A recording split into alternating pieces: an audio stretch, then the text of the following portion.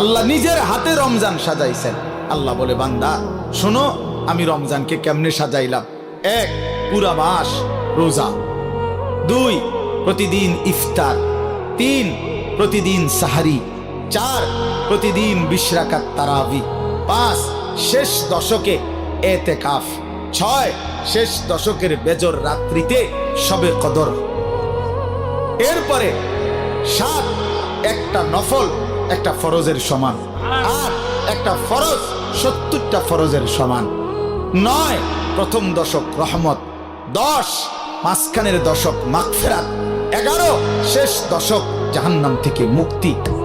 আল্লাহ বলেন, জান্নাতের দরজা খুলে দিলাম, জাহান্নামের দরজা বন্ধ করে দিলাম, সমস্ত শয়তানগুলোকে শেকলে বন্দী করে দিলাম, চারিদিক দিয়া গোলাইয়া সব গুছাইয়া বান্দা রাস্তা কেবল একটাই খোলা, দরজা কেবল একটাই খোলা।